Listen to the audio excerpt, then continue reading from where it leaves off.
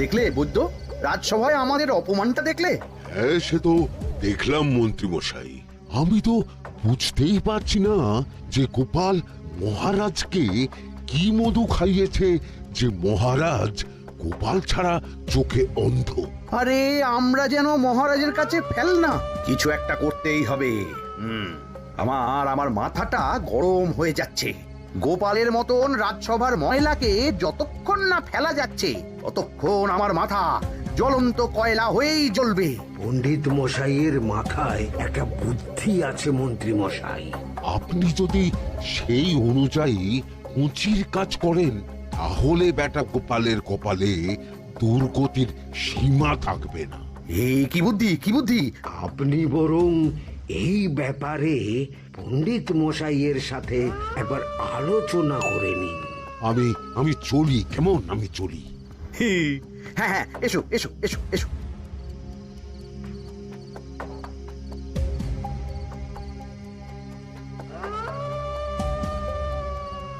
আরে ওই তো আমার বাঁ হাত ঘটা আসছে, বেটাকে দিয়ে একটা কাজ করাতে হবে। এ কি মন্ত্রী মশাই, আপনি এখানে দাঁড়িয়ে কি করছেন? এই একটা গুরুত্বপূর্ণ ব্যাপারে কথা বলছিলাম। একটা একটা কাজ করতে পারবি? কি কাজ করতে হবে বলুন মন্ত্রী মশাই। আমাকে একটু ঠান্ডা জল, পাতিলেবু আর পুদিনার পাতা দিয়ে শরবত বানিয়ে খাওয়াতে পারবি? সেসব আমার ঘরে ব্যবস্থা করাই আছে। চলুন চলুন, আমার সাথে চলুন। হ্যাঁ হ্যাঁ, চল চল চল চল চল।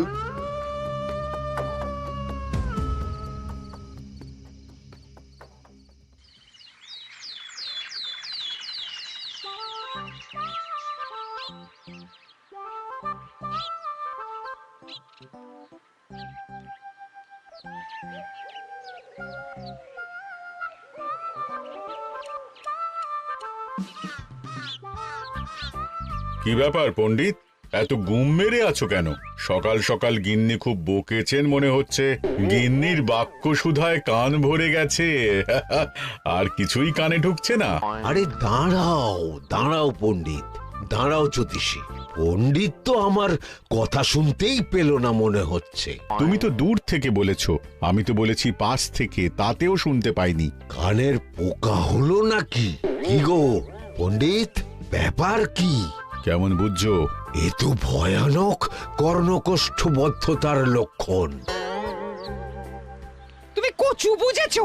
আমার হয়েছে কর্ণগোপাল, তোমাদেরও হতো, কিন্তু তোমাদের দোকান কাটা বলে হয়নি। তুমি আমাদের অপমান করছো। তোমাদের অপমান বোধ থাকলে কোনো শব্দই কানে ঢুকতো না, শুধু একটাই শব্দ কানে বাজতো, গোপাল গোপাল গোপাল। এবারে রাজসভায় কিভাবে হেনস্থা হতে হলো মনে নেই?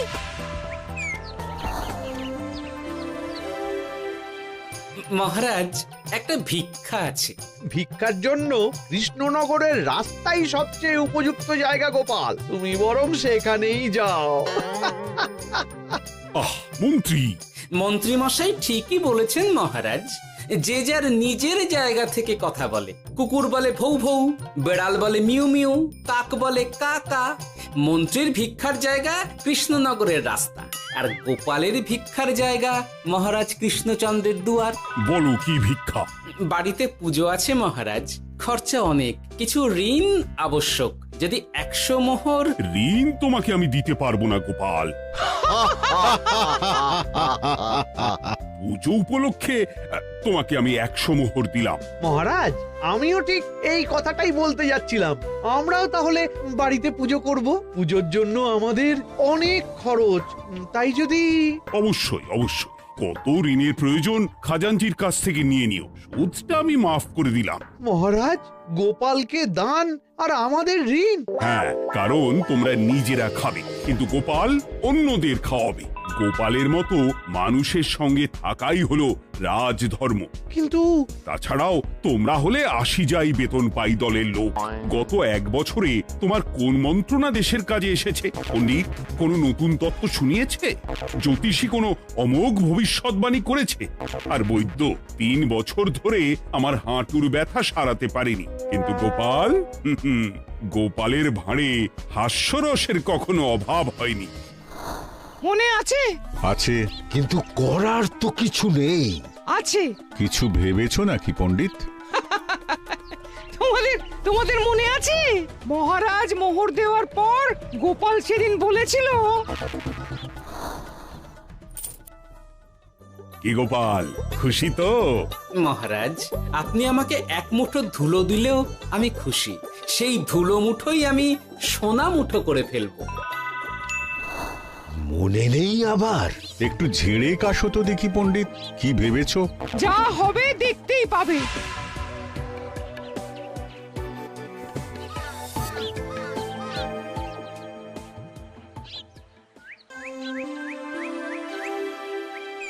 মহারাজের জয় হোক, মহারাজের জয় হোক। ওরে বাবা, এই যে সকাল সকাল চান করে ঠান্ডা লেগে গেল মনে হচ্ছে। মহারাজ, ওই কবি গান উপলক্ষে গত মাসটা আমি কৃষ্ণনগরের কোণে কোণে ঘুরে বেরিয়েছি। প্রজাদের মধ্যে একটা অসন্তোষ আমি লক্ষ্য করেছি মহারাজ। অসন্তোষ? আমি তো জানতাম আমার শাসনে প্রজারা সুখে আছে।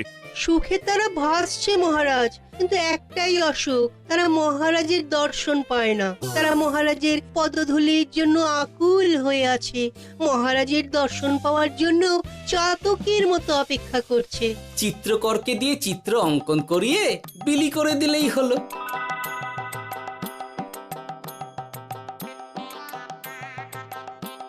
খুব ধুলো হয়েছে মহারাজ, কিন্তু এত ধুলো। কালকের ঝড়ে ঢুকেছে। ঝাড়ুদার,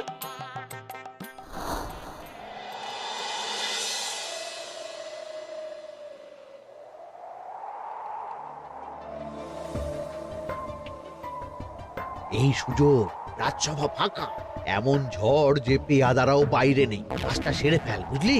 কিরে, কাজটা কর।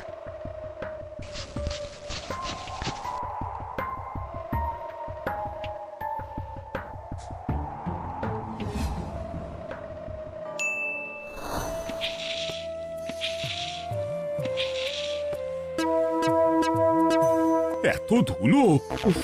মহারাজ, কাল ঝড়টা বড় সাংঘাতিক হয়েছিল। তা বটে।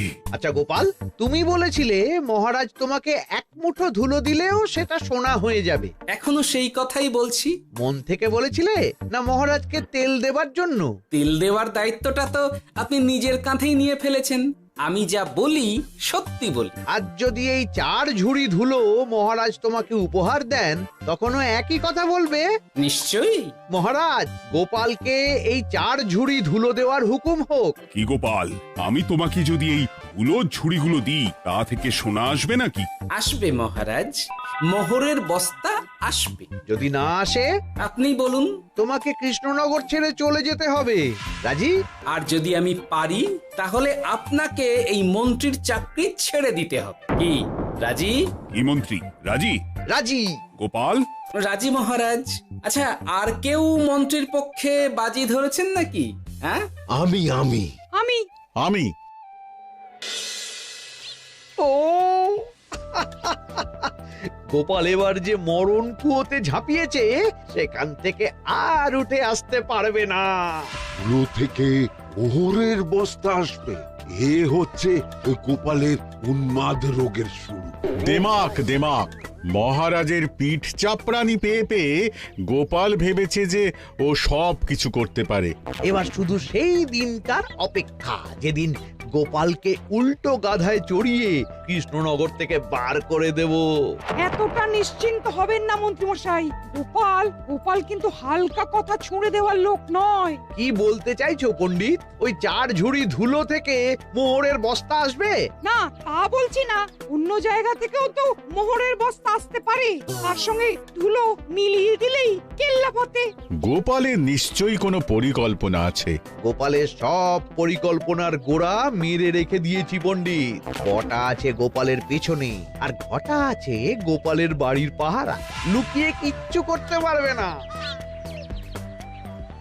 আরে ওই তো বটা আসছে। বেল্লিক, উল্লুক, তোকে আমি জল বিছুটি দেওয়াবো। গোপালকে ছেড়ে চলে এসেছিস কেন? এই ছেড়ে আসবো কেন মন্ত্রী মশাই?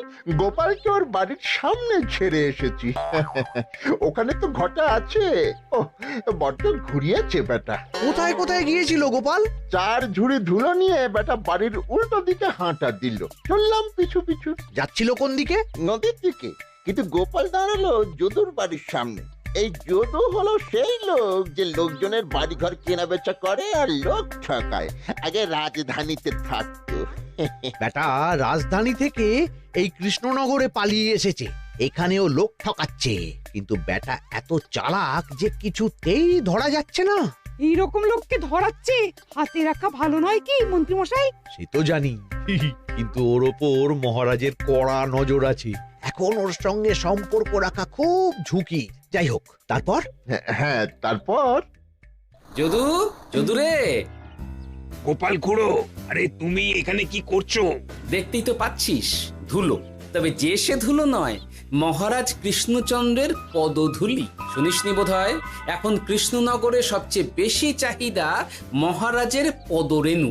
আচ্ছা, মহারাজের পদরেণু নিয়ে যাচ্ছ কোথায়? এই ছোট ছোট পুলিন্দায় ভরে কৃষ্ণনগরের প্রত্যন্ত জায়গায় যেখানে প্রজারা মহারাজের সাক্ষাৎ পায় না সেখানে বিক্রি করব। তোমার কি মাথা খারাপ? পায়ের ধুলো বিক্রি হবে?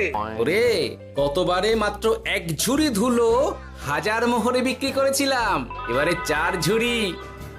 শোনো, তুমি আবার ঘুরে ঘুরে বিক্রি করবে কেন? তোমাকে আমি বরং 10 মোহর দিয়ে দিচ্ছি। তুমি আমাকে এগুলো দিয়ে দাও, আর বিক্রি করে যা হবে তোমাকে এই 40 ভাগ দিয়ে দেবো। ওই 10 মোহরে বদমাস যদুকে ধুলো বেচে গোপাল বাড়ির দিকে চললো। বাড়ির সামনে অব্দি পেছনে পেছনে গিয়ে তারপরে এই আপনাদের কাছে আসছি। বলিস কি রে, ধুলো বেচে 10 মোহর? ও মন্ত্রী মশাই, গোপাল তো একেবারে নাড়ি ধরে টান মেরেছে। গেল রাজসভায় এমন সুখে চাকরিটি গেল। এবার আবার রাস্তার ধারে গিয়েই বসতে হবে। এবার নবাবের দরবারে জায়গা আছে কিনা খোঁজ করি গিয়ে। তাত্তেরি 10 মোহর আর 1 বস্তা মোহরের মাঝখানে অনেক রাস্তা, সেই রাস্তায় আমি লোক বসিয়ে রাখবো। আরে আরে, ওই তো তোমার ঘটা আসছে। এই তুই গোপালের ঘরের পাহারা ছেড়ে এলি কেন? গোপাল নেই নেই নেই নেই নেই নেই।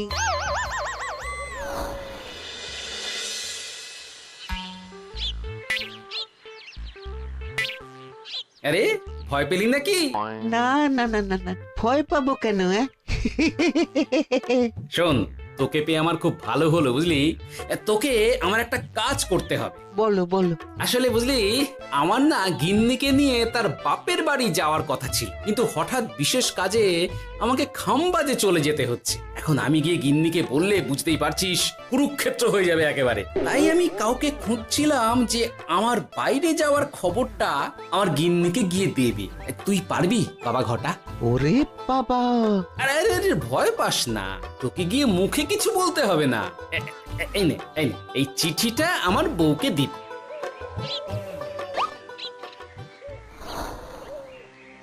কৃষ্ণনগর ছেড়ে চুপি চুপি চলে যাচ্ছি, চালাকিটা দেখেছেন? ওসব চালাকি আমি তুড়ি মেরে উড়িয়ে দেব। কি করবেন? চারিদিকে আমি অশ্বারোহী গুপ্তচর পাঠাচ্ছি, গোপালকে কোনো চালাকি করতে দেব না।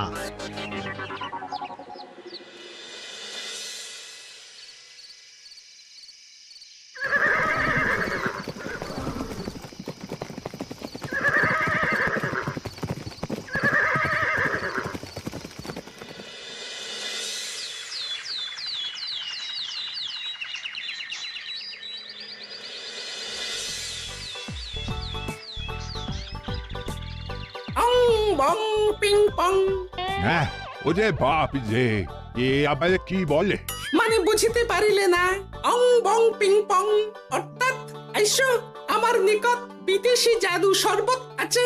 ইহাতে তৃষ্ণা নিবারিত হয়, শক্তি বৃদ্ধি হয়, ঘুম ভালো হয়, সম্পর্কের উন্নতি হয়, জামা কাপড় ফর্সা হয়, তু শব্দ না করে সকাল সকাল কষ্ট পরিষ্কার হয়। মূল্য মাত্র 1 মোহর। বোঝো, ওইটুকু অংবঙ্গের মধ্যে এত কিছু? ঠিক আছে, তা দাও দেখি। আপাতত টেস্টটা তো মিটু, বাকিগুলো পরে বোঝা যাবে।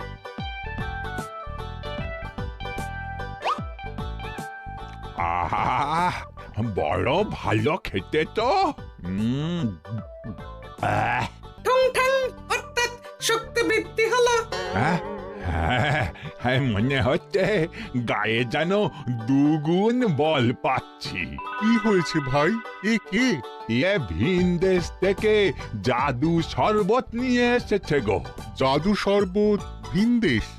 একেবারে, হ্যাঁ, একেবারে বহু ভুজা শরবত। খেলে তেষ্টা যাবে, গায়ে জোর হবে, ঘুম হবে, সম্পর্ক ভালো হবে, জামা কাপড় ফর্সা হবে, সকালে হ্রাস করে পেটও পরিষ্কার হবে। সে কি? দাও গো ভাই, আমাকেও দাও। গুড় জল, সঙ্গে একটু ভাজা মশলা, আমচুর আর বিট নুন, শুদ্ধ দেশি জিনিস। জানলে কেউ ছুঁয়েও দেখতো না, কিন্তু একটু বিদেশি গন্ধ দিতেই একেবারে হট্ট মেলা। আরে তোমরাও এসেছো দেখছি। সং সং শঙ্কা, লং লং লঙ্কা। মানে? অর্থাৎ এই শরবত খেলে আর শঙ্কা নাই, বুদ্ধি লঙ্কার মতন ঝাল হয়ে যাবে। তারপর ডং ডং ডঙ্কা, টং টং টঙ্কা, ফাইন ফাইন, অর্থাৎ টাকা আসবে আমার কাছে।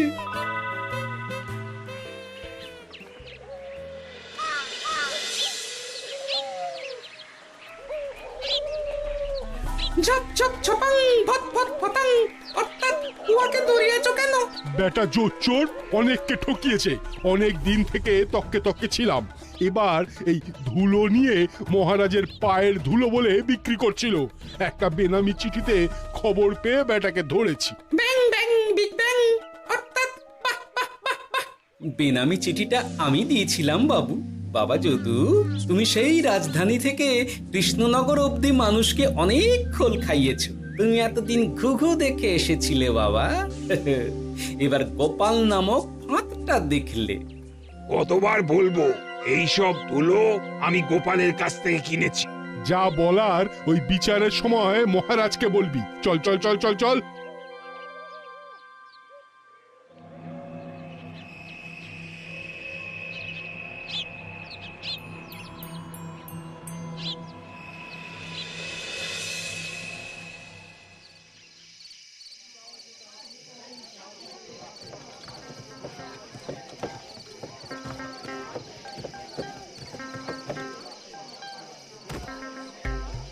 ঝন্টু মন্টু ননাংফু।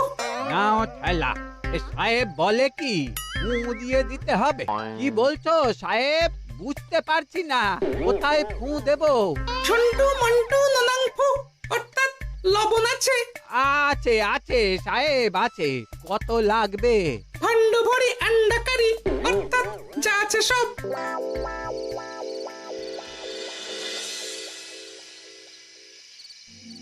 ব্যাস, মোটামুটি আশেপাশে সব দোকানের নুন এখন আমার জিম্মায়। এবার আসল মজা শুরু হবে।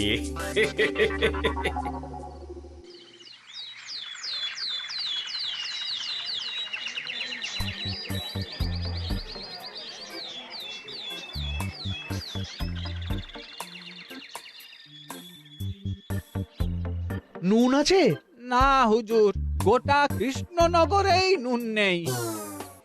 ওই দেখো, পুরো রাজসভাই বাজারে জড়ো হয়েছে।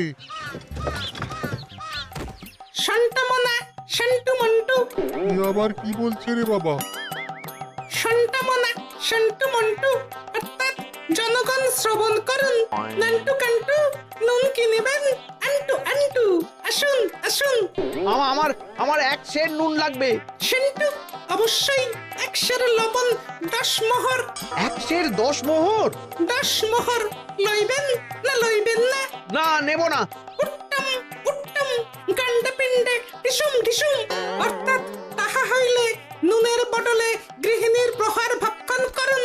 আমাকে 1 সের নুন দিন। আমাকেও আমাকেও। নুন ছাড়া বাড়ি ফিরলে গিন্নি ঘর ছাড়া করবে আমাকে। শুনলাম কৃষ্ণনগর থেকে নুন উধাও।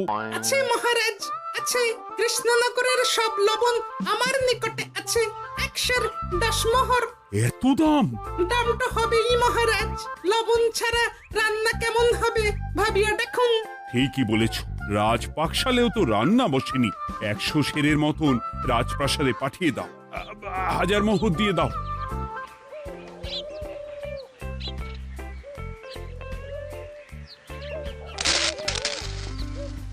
ব্যাস 1 বস্তা মোহর হয়ে গেছে। গোপাল? হ্যাঁ মহারাজ, গোপাল, যে 4 ঝুড়ি ধুলো থেকে 1 বস্তা মোহর রোজগার করেছে। ইয়া বাত! চলো রাজসভায়, পুরো গল্পটা শুনতে হবে। সকলেই এসো তাহলে রাজসভায়। কিন্তু মহারাজ, যারা বাজি হারলো তাদের তো চাকরি গেছে, তো তারা রাজসভায় যাবে কি করে? ঠিক ঠিক ঠিক বলেছ। আর যারা বাজি হারলো তারা বাদ, বাকিরা চলো। এই সেরেছে, গোপাল তো আবার বাজি মেরে দিল। ও মহারাজ, আমাদের দেখুন। ও মহারাজ, আমাদের দেখুন। ও মহারাজ।